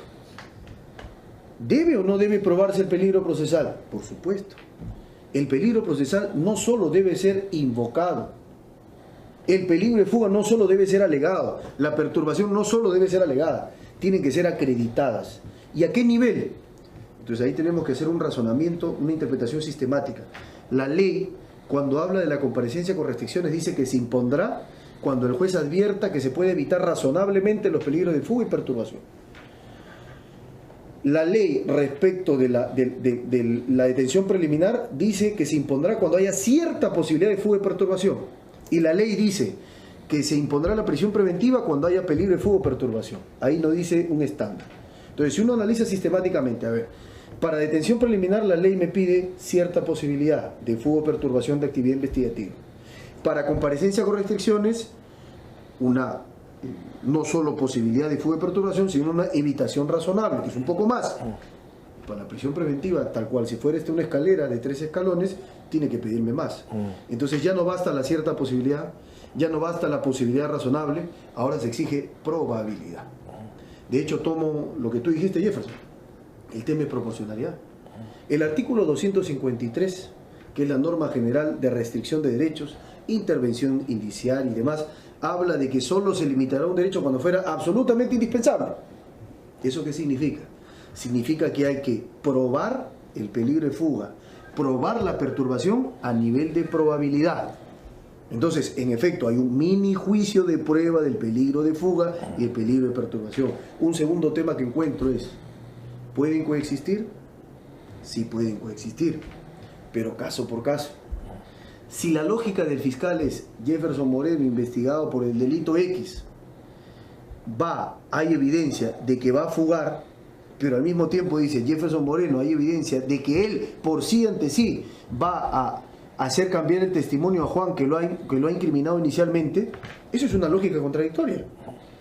O Jefferson Moreno se fuga, o Jefferson Moreno se queda para perturbar y amenazar a Juan. La lógica sería distinta si me dice, hay riesgo de fuga, porque él se puede ir y hay evidencia que sí lo revela, pero también hay riesgo de perturbación. ¿Por qué? Porque él, a través de su hermana, a través de un familiar, a través de un coprocesado, va a perturbar la actividad de investigación. Porque de hecho el 270 dice que el peligro de obstaculización se da de manera directa o indirecta. Entonces, un segundo tema que me parece importante. Tocar, y cierro el tema del peligro procesal. Creo que es importante entender las lógicas de peligro obstaculización. En el caso Cócteles hay una interpretación, me parece un poco no solo apresurada, yo diría que inconstitucional. Se presentaron los chats de la botica. Ahí está, dice ella, Keiko Fujimori dice, hasta controla el aplauso, casi controla hasta cómo respiran los congresistas. Sí, pues, pero en el foro del Parlamento. El foro del Parlamento es un foro político, y ella es la lideresa de un partido y los congresistas responden a ese partido, que no es lo mismo que el foro del proceso. Hay que distinguir ámbitos.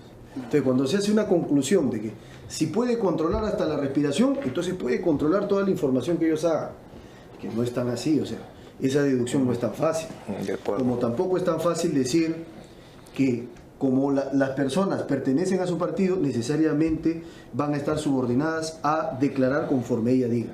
Porque, insisto, la lógica del peligro procesal no es una lógica de posibilidad, porque si no todos iríamos presos. Fenomenológicamente, la posibilidad, ¿no es cierto?, como antítesis de la negación, el no hacer algo, como la posibilidad nugatoria, a poder significa hacer algo, o sea, algo que físicamente no puede hacer. Todos podemos fugar, todos podemos ocultarnos, todos podemos amenazar. Para dictar prisión no basta la posibilidad, se requiere probabilidad, y probabilidad comprobada. Si no hay eso, la prisión se convierte, como diría Binder, y ahí tiene sentido, una máquina para triturar carne humana. De acuerdo.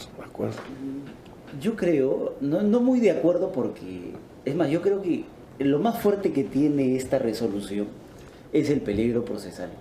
O sea, más allá de los problemas, por ejemplo, de que el juez se corre del análisis de legalidad en el primer presupuesto, aquí yo creo que lo construye bien, y el fiscal, claro, sorprendiendo en cada sesión, ¿no?, lo construye bien, porque tiene razón Benji, dice, ella da la orden, ¿no? De pie, aplausos protocolares, viva la democracia, sí, en el fuero parlamentario, sí. Pero eso va unido a que, por ejemplo, el fiscal realiza una diligencia, ¿no?, de allanamiento, está en plena diligencia de allanamiento, y se aparecen aquellos a los que se les dice de pie, aplausos protocolares. Entonces, en ese momento, por ejemplo, e incluso hay un enfrentamiento entre el fiscal y una congresista. Claro, ¿no? Y el fiscal le dice, anoten en el acta que la congresista me está diciendo no sé con quién me meto. Entonces, ahí está la construcción. Yo estoy de acuerdo. O sea, el peligro procesal sí es el más importante, todos los han dicho. Es más, tiene que ser objetivo. E incluso, en el caso de un gobernador regional también, la Sala Nacional dijo, no solamente basta la objetividad del hecho. O sea, que sabemos que hay una amenaza. Entonces, te voy a matar, sí. Hay que vincular a la persona con esa amenaza, porque tenemos que saber qué es eso, ¿no? Ya.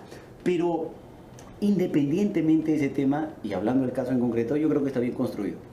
Ahora, aparte del caso, este concepto del arraigo es un tema interesante, debatible, a raíz de históricamente todo lo que se ha construido, ¿no? Yo he acudido a audiencias en las cuales, en casos que no son tan mediáticos, no tienen la trascendencia nacional de este caso, Y por ejemplo he llevado así de arraigo. O sea, he dicho familia, hijos, trabajo, ¿no? Domicilio. Y se me ha respondido y se me ha dicho, bueno, está bien, el arraigo todos lo tenemos. Y analizamos, ¿no? La magnitud del daño causado, la voluntad de repararlo, la gravedad de la pena. E incluso la pertenencia a la organización criminal. Y cuando no he llevado arraigo, ¿no? Se me ha dicho, no tienes arraigo. Entonces, peligro procesal. Yo creo que en realidad peligro procesal siempre va a haber. En todo caso hay un peligro procesal, como dice Benny, es de acuerdo. ¿En qué medida se puede controlar, en qué intensidad existe el peligro? Ahí está el tema. Y la idea de llevar arraigo es que uno desincentive ese peligro procesal, creo. Y hay varios problemas, por ejemplo el tema del domicilio, que también ha sido tocado en este caso. Se dice, tiene un domicilio en su DNI, tiene otro domicilio fiscal, ¿no? Ha comprado un bien y en ese contrato aparece otro domicilio. Y ese es un problema permanente en varios casos, doctor. Yo tengo varios clientes, varias audiencias de prisión, en las cuales creo que el 90% ninguno tenía el DNI en el domicilio donde de verdad vivía, ¿no? Incluso yo mismo no tengo el DNI en el domicilio donde yo tampoco. No, o sea, mi domicilio está en Huaraz todavía. Entonces, pero Fiscalía dice, como no tienes el domicilio donde, no tienes el DNI, el domicilio registrado donde vives, entonces no te vamos a poder encontrar. Pero hay toda una actuación previa, por ejemplo, el allanamiento fue en mi casa, me notifican en mi casa, ¿no? O sea, hay varios actos previos que hay que analizar para este tema del arraigo. Y doctor, con esto quisiera terminar. Hay un concepto que se ha creado, que es esto del arraigo de calidad. O sea, siempre se dice, ¿tiene arraigo? Sí, ya. Pero no es de calidad. Concepción. Ese es un problema porque finalmente... Es una concepción de concepción. Porque finalmente, ¿qué es de calidad, no? ¿Y qué no es de calidad? Porque yo recuerdo haber revisado una sentencia, una resolución del doctor Saguanay, por ejemplo, donde el doctor Saguanay analiza este concepto. Es un juez muy académico el doctor. Y el doctor dice, vamos a darle un concepto a esto de calidad. Arraigo de calidad es aquello que no encuentra refutación, dice la resolución. Es el caso de, me parece que es el caso de la expareja presidencial Humala Heredia, en la resolución de Sala. Y él dice, arraigo de calidad es aquello que no encuentra contradicción. Pero claro, el doctor Concepción dice, no, sí trabaja en Fuerza Popular, pero no es de calidad. O sea, no le da una explicación a qué es de calidad, cuando la defensa, me parece, en ese aspecto, sí ha sustentado muy bien, ¿no? Que el arraigo existe, ¿no? Laboral, familiar, personal e incluso de bienes, ¿no?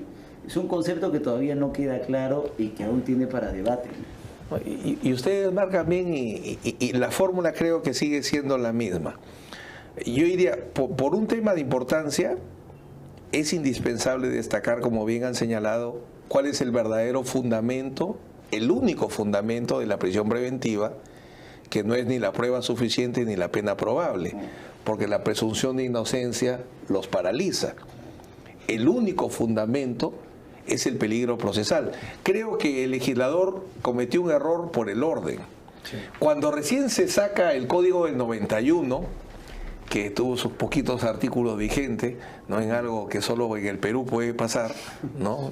Ni siquiera la cuarta parte de los artículos, y viene por primera vez prueba suficiente, peligro procesal, pena probable, peligro procesal. ¿Cómo aplicaban? Era uno de los tres. Y jueces honestos lo aplicaban en incumplimiento de la obligación alimentaria, porque hacían pagar al desgraciado los alimentos. Entonces le decían, pero César, estamos cumpliendo, estamos logrando nuestro propósito.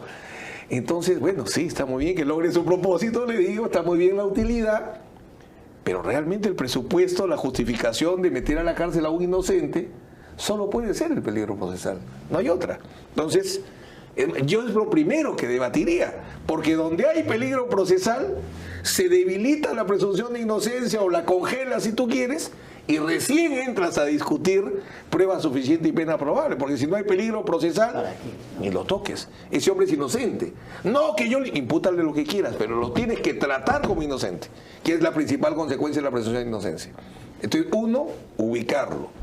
Número dos, totalmente de acuerdo, es una operación probatoria. Es una operación probatoria. Entonces, si el peligro de fuga y el peligro de entorpecimiento del peligro de entorpecimiento son fruto de una operación probatoria, ¿con qué estándar? Entonces yo sostengo el mismo estándar para la prueba suficiente, que es sospecha grave, es el mismo estándar para el peligro procesal. Por eso siempre hablé y sigo hablando de mínima peligrosidad, mediana peligrosidad y máxima peligrosidad. Entonces la prisión preventiva viene con máxima peligrosidad, ¿no es cierto? Y ahí creo que es muy importante distinguir dos cosas. Legalidad, que si es una operación probatoria entramos a temas de legalidad. Quiero traer el tema de la botica. Me acuerdo mucho con Ollanta. Decían, compró testigos. Entonces, si compró testigos, oiga, eso es bien fuerte, ¿no? Creo que lo más fuerte es esto de que abogados o personas se hayan tratado de acercar para que el testigo cambie la versión. O sea, ese es un tema potente de peligro procesal. Pero el tema es cómo lo pruebas. Sí. En el caso de Ollanta, venía un audio de otro caso. Traído este caso, pero algo paradójico. No escuchado en este caso. O sea, no se actuó. Julio César inteligentemente le dice al fiscal, no lo escuche, iba a haber audiencia escucha, y dice, no lo escuche porque se refiere a otros hechos. Y como ni el fiscal ni la defensa se ponen a pensar desde el comienzo que hay que ir presentando prueba y contraprueba para el peligro, yo cuando arranco de una preliminar no solo me concentro en el delito, me concentro en que mañana voy a enfrentar probablemente un tema. Entonces Julio César le dice, oiga, eso no deberíamos verlo acá porque aquí es aporte de campaña, tiene razón. Y lo mandan a otro caso. Ojo, no se escuchó, no se actuó la prueba se fue. Y sobre algo que no existía, lo pones como un considerando, como una postulación en el requerimiento y como un considerando en el auto de prisión. O sea, qué operación probatoria, es un desastre. Entonces, en esto, ¿no? Que Inostroza, que las conversaciones, ya, pero ¿en qué caso se ha producido? Y lo que ya hablábamos de prueba suficiente aplica perfectamente acá. Y lo otro que para mí es central es la oportunidad. Si es al comienzo de un caso, tú vas a hacer un pronóstico de... El peligro procesal no es otra cosa que el pronóstico de tu conducta procesal. O sea, ¿cuál va a ser tu conducta procesal durante el caso? ¿Positiva o negativa?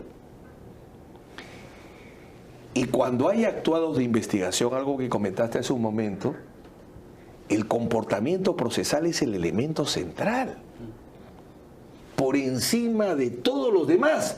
Porque si tú vas a proyectar mi conducta en el proceso, o vas a querer cambiar a la mitad del proceso de comparecencia a prisión, el elemento central es cómo fue mi conducta. Jefferson hablaba hace un momento de que se le para Luz Salgado, Becerril, la foto que por acá igual decían, Nadine está disfrazando la firma, pero vamos a conducta procesal. ¿Esa conducta impidió que se actúe la prueba o no impidió? Sí, la pericia no se pudo hacer. Me hacen acordar a un cliente que no voy a mencionarlo.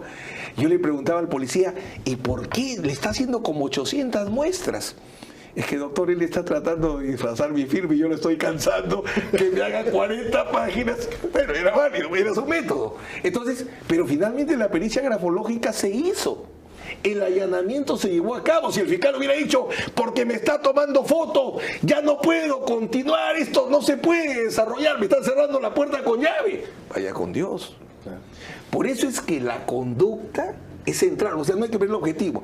Yo voy a pronosticar un comportamiento en una investigación, en un proceso. Entonces, si tengo actuados de comportamiento procesal, esa es la clave. Si tú un año no faltas al colegio, no hay por qué presumir que vas a faltar al colegio. Ahí creo que no le estamos dando la importancia que tiene el comportamiento procesal, creo, por encima de salvo que no haya ningún actuado, ¿no? O sea, si no tengo ningún actuado, Keiko Fujimori aparte de que iba, y los otros chicos, Los otros procesados que ya sabían que estaban esperando y todos los días regresaban, ¿me vas a cortar la cabeza? No, mejor ven mañana. Ya, ok, ¿me vas a cortar la cabeza? Mejor ven mañana. Como eso no va a tener una valoración, ¿no? O 18 años de investigación. Ni hablar. Yo creo que ahí es donde debe centrarse el tema, más allá de lo que han comentado, ¿no? Imagínese, doctor, la casación 631 del 2015 Arequipa, que la firma el doctor San Martín. Ciudadano español, le dictan prisión. ¿Y cuál es el principal criterio ahí? Citando el caso Stockmüller del Tribunal Europeo, la Corte Interamericana y la casación muy bien redactada dice, no importa si el español se fue a España, lo que importa es si regresó al Perú. No importa si cruza las fronteras, porque la simple posibilidad de cruzar la frontera la podemos tener casi cualquiera que tiene cierta capacidad económica. Lo que importa es si regresa después de haberse ido. Uno. Y dos, yo creo, y eso es una propuesta mía, ¿no?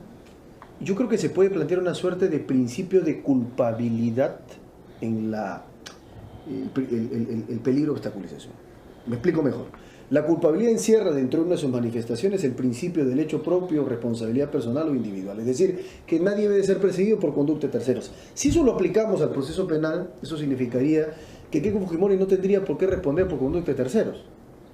Salvo, y vamos al escenario, Jefferson planteó un tema muy interesante. Ahí ves a Luz Salgado increpándole, dificultando el allanamiento. Muy bien, pero Luz Salgado, no Keiko Fujimori. Si quieres llegar a Keiko Fujimori, no basta decir, no, pero es la lideresa y Luz Salgado está ahí.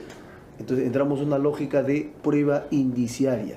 ¿Cómo llegas al comportamiento de Keiko? Muy bien, entonces pruébame a nivel de probabilidad que Keiko estuvo detrás y que ella influyó en Luz Salgado y hubo un mandato para que obstaculicen. Porque si no hay eso, se quedan en simple deducción y no hay la construcción de la prueba indiciaria. De acuerdo, de acuerdo. Ahora, lo que pasa es que en el caso sí se ha construido. O sea, lo que yo creo es que sí hay una construcción de establecer que sí ha sido ella quien da las órdenes y actos de obstrucción demostrados a nivel llano. El caso de una testigo, una imputada que dice vinieron a buscarme, ¿no? Es un me tema dijeron fuerte. que esta es la versión, con que cambia la versión y curiosamente cambia la versión. Entonces hay todo un concadenado de actos, ¿no? Que me parece sí llegarían a establecer, pero es correcto. O sea, sí. Tiene temas fuertes, pero en organización criminal algo que motivó lo del TC que es importante. O sea, si me van a vincular que pertenecía a una organización criminal, o sea, tú integraste la mafia, eso servirá para la prueba suficiente, no para el peligro procesal. O sea, sí, tú perteneces, no perteneciste, perteneces a una organización criminal que sigue funcionando y que su potencia puede generar obstáculos porque vas a mandar a matar testigos. O sea, como tú eres el líder de esta banda de sicarios que funciona en el Callao, si yo te dejo libre, tú vas a seguir ordenando que maten. Ahí yo estoy completo. Pero tú tuviste vinculación con Odebrecht, ya pues ya eso será para la prueba suficiente, para la pena probable. ¿Tú perteneces a un partido político? Ojo, tú tendrías que demostrar que ese partido político no es que tenga prácticas antidemocráticas o inmorales o contrarias a la ética, sino que va a afectar el proceso. Exacto. Entonces ahí tenías que amarrar Chávarri, creo yo, lo fundamental es Chávarri y Chávarri, pero tenías que construirlo. Chávarri y Chávarri va a sacarlo a José Domingo Pérez, entonces, pero bueno, yo sacar antes de, no después de, ¿no? Entonces tendrías que construir algo de esa naturaleza y yo creo que ahí está, más allá de lo de la prueba trasladada, ahí no lo veo muy fuerte. Yo creo que sí es fuerte en la parte de la influencia de los testigos o eso que mencionaba, pero que lamentablemente no en el requerimiento, sino en el camino, que es ilegal, eso de que los que estaban declarando a favor de la fiscalía estaban cambiando de abogado. Ese tipo de temas sí me parece a mí que es para analizar si es probado y aportado adecuadamente, ¿no? Bueno, pasemos a un último tema, si le permiten, por razones del tiempo y no quitarles más del valioso tiempo que nos están dando, el tema de la proporcionalidad, y ahí terminaríamos, salvo que quieran comentar algo sobre el plazo, pero bueno, ahí mayormente. El tema de la proporcionalidad es interesante, ¿no? La primera sentencia que el Tribunal Constitucional utiliza el principio de proporcionalidad, que como sabemos es una fórmula alemana que viene del caso Luth del Tribunal Constitucional Federal Alemán, es el caso del expediente 0045-2014, un proceso de inconstitucionalidad, donde echa mano de la proporcionalidad para determinar una infracción o no al principio de igualdad ante la ley. Hasta ese entonces se utilizaba la fórmula de la arbitrariedad de Gerard Leibus. A partir de ahí, creo yo, hubo un desarrollo interesante del TC respecto de los contenidos y alcances del principio de proporcionalidad, del 2004 para adelante. Cuando la casación, donde es ponente el doctor Neira Flores, la 626-2013, dice, como objeto de debate, principio de proporcionalidad, siguiendo el modelo chileno del objeto de debate en la audiencia de prisión o medida de aseguramiento, si utilizamos el lenguaje de la ley colombiana, es que hay que debatir proporcionalidad. Un primer punto, en la práctica. He visto 2 resoluciones del sistema anticorrupción que dicen, si se cumplen estos 3 primeros requisitos, se da por descontado el principio de proporcionalidad. O sea, que si tú acreditas pruebas suficientes, sospecha grave, pena probable, superior a 4 años, y peligro procesal en alguna de sus manifestaciones o ambas, ya el tema de proporcionalidad viene a ser algo así como una consecuencia, es decir, es un efecto reflejo. Y eso está muy mal, porque tomo las palabras de Jefferson. Si el proceso, vamos a definir, ¿no? ¿Qué tipo de proceso es el proceso penal peruano? ¿Un proceso legalizado o constitucionalizado? Si la opción es un proceso constitucionalizado, si la opción es la ley fundamental, vincula, y no es una mera carta política de aspiraciones y programas e ideales como se tenía siglos anteriores, si la carta constitucional, si la lex legum, la norma normal, que es la Constitución, vincula, entonces tenemos nosotros que aceptar que el proceso penal no está exento del control y de los vectores que da la Constitución. Y uno de ellos es justamente el principio de proporcionalidad, porque en la lógica de la proporcionalidad, como dice el profesor Alexi, como dice su discípulo colombiano Bernal Pulido, estamos hablando de una lógica de intervención al derecho fundamental. El Estado no puede intervenir el derecho más allá de lo estrictamente necesario. Eso significa la lógica de la proporcionalidad. Y es ahí donde cobra sentido la idoneidad, ¿no es cierto? Hay que analizar si la prisión preventiva tiene un fin constitucionalmente legítimo en el caso. La ponderación, y ahí viene el balance INTES o la fórmula de pesos, y finalmente, ¿no es cierto? Perdón, el balance INTES entra en la ponderación que es al final, antes de eso viene la necesidad, que es un juicio de medios. Es en realidad el medio indispensable, es el menos lesivo, es el menos intenso. Pero toda esta estructura cobra sentido en la medida en que la ideología del juez, que debe ser de garantías y control, parta de lo que el artículo 9 del Pacto de Nueva York o Pacto Internacional de Derechos Civiles y Políticos llama, que el derecho del procesado a enfrentar el proceso penal en libertad. Porque si la mente del juez es, como el doctor Concepción, que yo creo que es una gran persona, pero creo que abusa de su poder. Entonces yo creo que sus dictados están muy bien si quiere ser presidente de la República, pero muy mal si es que es magistrado. Su modelo es Sergio Moro. Sergio Moro encarceló a Lula. El juez de ataque. Ahora está con Bolsonaro. ¿Qué tal juez? ¿Qué tal modelo? Salvo que ahora en una nueva entrevista el doctor Carbancho diga, no, Moro ya no es mi modelo. Pero, ¿cuál es el tema? Que el juez no puede ser justiciero. El juez no es usted dice juez de ataque, yo digo juez de vindicta. El juez no está para hacer ajusticiamiento, está para hacer justicia. Imagínense que la gente vea, ahora estamos en estos partidos de Boca River.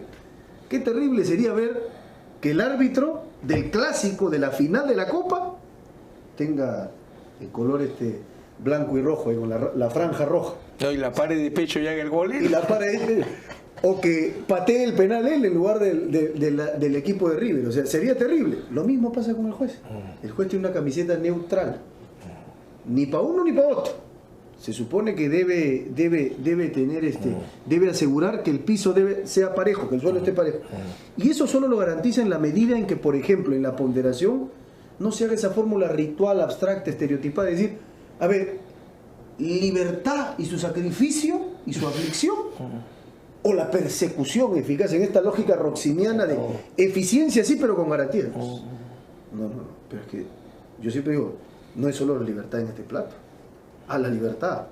Y si se trata de una mamá Y si tiene 2 hijas menores, que es la persona, o sea, o todas las personas somos iguales, como dijo la Suprema Corte, en este famoso caso Woodrow Wilson, de la Suprema Corte contra California, la Suprema Corte americana, había dicho, no puedes tratar, si es que tratas al ser humano como digno, y como decía Kant, el fin y no el medio, tú no puedes tratar a la gente, a 3 o 4, como una masa amorfa, indiscriminada. No, tú tienes que decirme, Keiko es mamá de 2 hijas, pero puede que una señora no tenga ningunos hijos.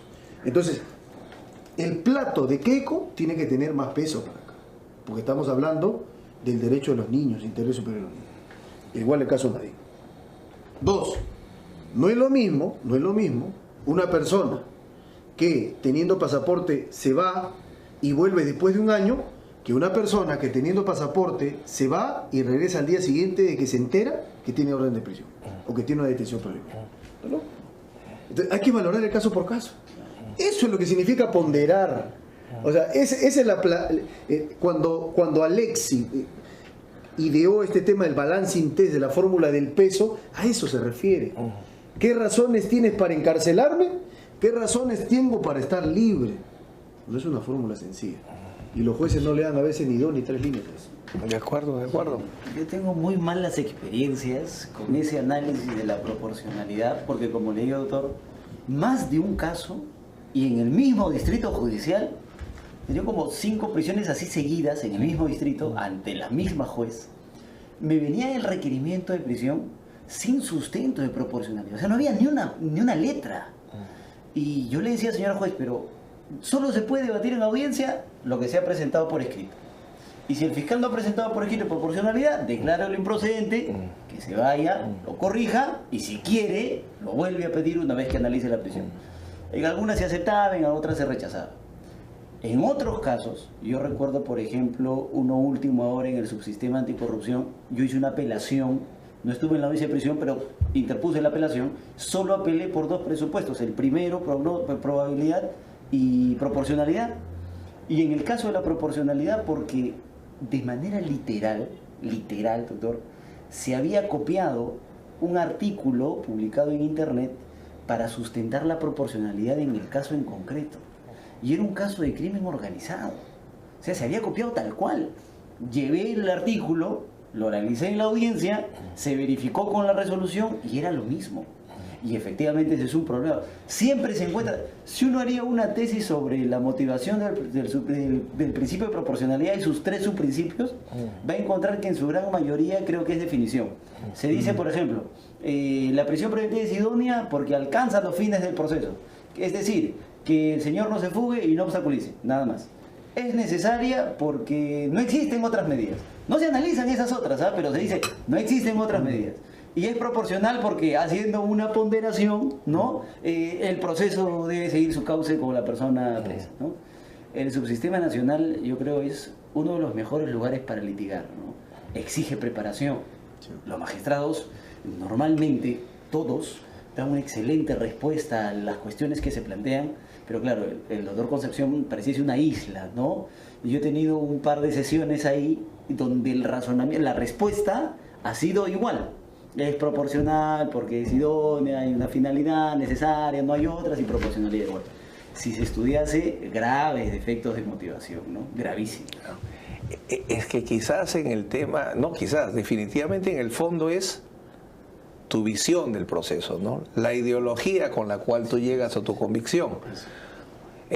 Yo me enamoré de esa frase de Nicola Framarino de Malatesta, Lógica de la prueba criminal, donde él dice, el Código Penal es la espada de la sociedad para herir al delincuente, pero el Código Procesal Penal es el escudo de la libertad, porque ahí es donde sale, el proceso penal se ha hecho solo para que el culpable se vaya a la cárcel, ¿no?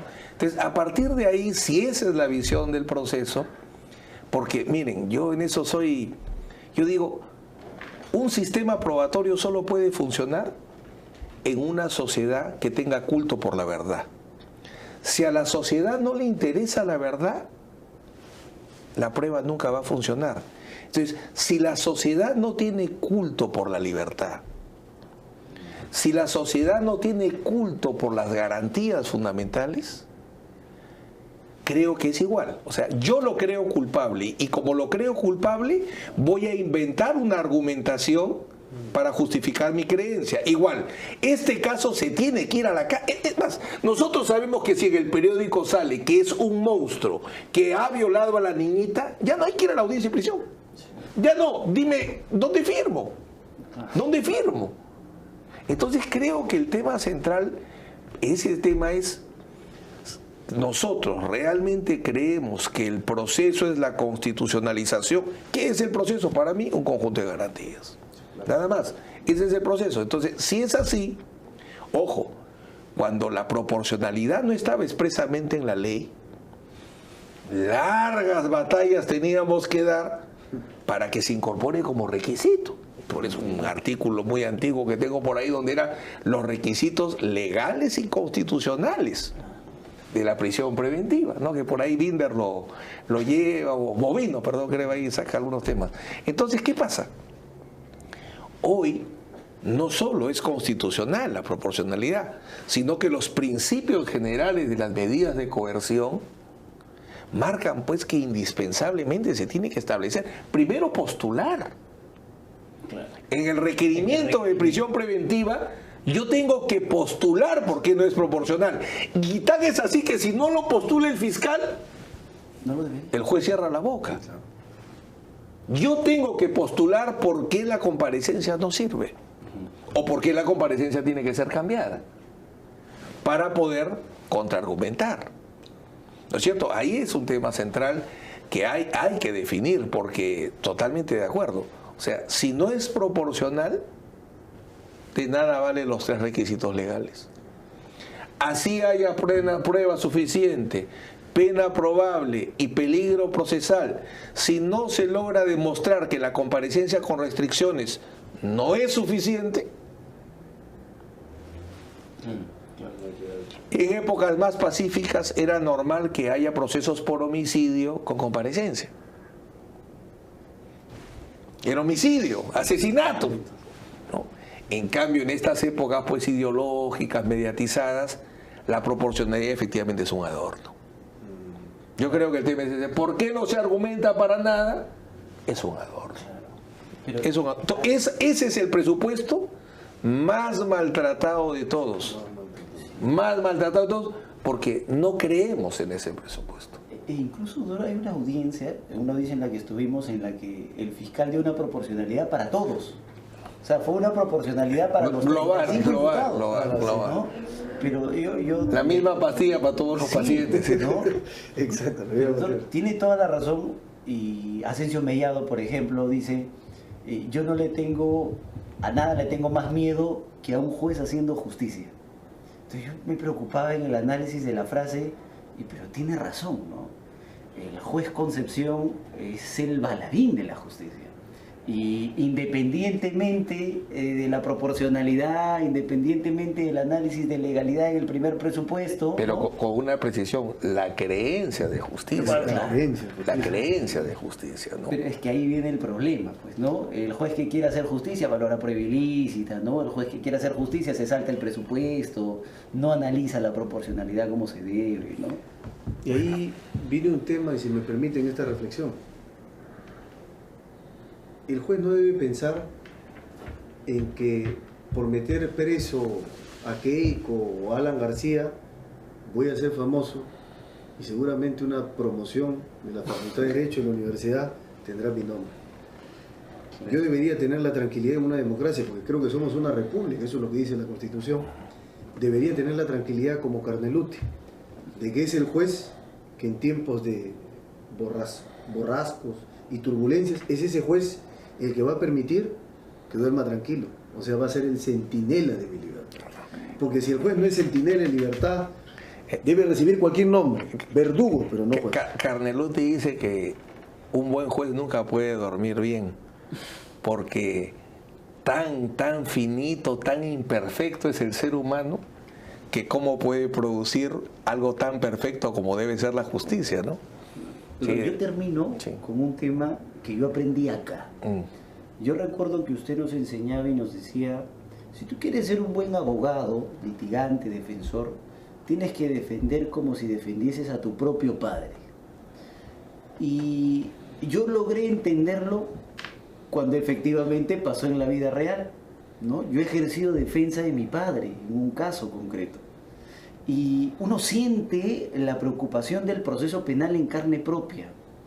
Yo entiendo que, por ejemplo, alguna parte de la sociedad se alegre de la prisión preventiva que hemos estado comentando, ¿no?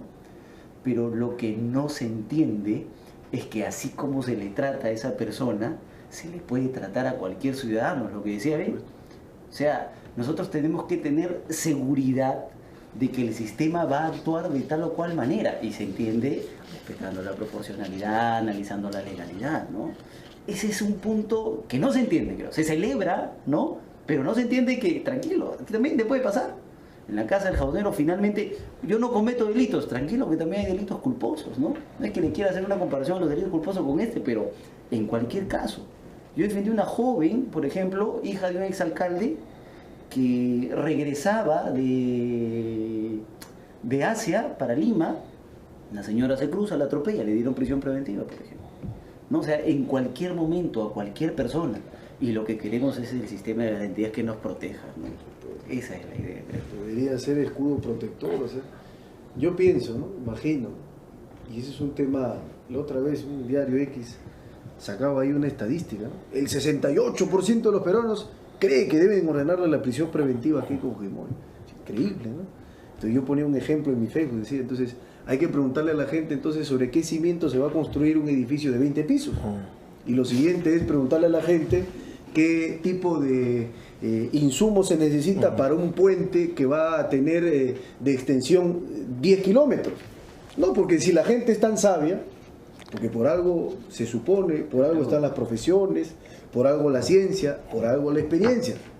Si eso es así, o sea, si admitimos que en una sociedad quien tiene autoridad para opinar es quien ha leído, quien ha cultivado en la experiencia o investigado una determinada área, un determinado arte, lo mismo hay que decir respecto de que en una democracia debe escucharse a todos, pero no todos son voces autorizadas. Y en una democracia es muy importante que el garrote de Leviatán se detenga con la mano de un proceso penal que debe ser escudo protector, no la chaveta de un verdugo. Yo les agradezco mucho. Me hacen acordar, y con eso quisiera terminar, en plenos juicios anticorrupción de la primera versión, Arsenio Orey me invita a dictar una conferencia sobre prisión preventiva en la Católica. Yo llego con gran temor porque habían sacado a empellones a los profesores que habían estado vinculados al juicio Fujimori, perdón, al gobierno del presidente Fujimori. Entonces llego y el auditorio pues era un auditorio hostil, ¿no? No era un auditorio muy amigable conmigo sobre todo. Entonces digo, bueno, ya que estoy en la Pontificia Universidad Católica del Perú, antes de hablar de la prisión preventiva, yo tengo que arrancar con una pregunta. ¿Quién es el procesado? ¿O qué es el procesado? ¿Es un demonio? ¿Es una cosa? ¿O es un ser humano? Si me dicen que es un demonio, es una cosa, yo acá termino mi conferencia y me voy porque no tengo nada que decir. Pero si ustedes son católicos, según ustedes dicen que es pontificia, entonces el procesado es un prójimo, es un ser humano. Carneluti en el juicio de las naciones dice, Carneluti, ¿por qué después de ser el más brillante mercantilista de su época se convierte en procesalista? Porque él dice que ve a un hombre enrejado y dice que por fin entendió ese capítulo 25 de San Mateo, venid benditos de mi Padre, porque me diste de comer, porque me viste un preso y me visitaste. Yo creo que si nosotros entendemos que el procesado es un ser humano, camina. Pero si nosotros pensamos que el procesado es demonio, cosa, perro, etcétera, nada de lo que estamos comentando camina. Y yo creo finalmente, amigos, a ustedes agradeciéndoles a Benji y a Jefferson, creo que lo importante, eso es lo que debemos reflexionar. Le hacemos justicia a seres humanos. Y si hacemos justicia a los seres humanos, ¿qué podemos hacer y qué no podemos hacer con un ser humano? Para la próxima charla de café estaremos conversando otro tema muy interesante. Gracias.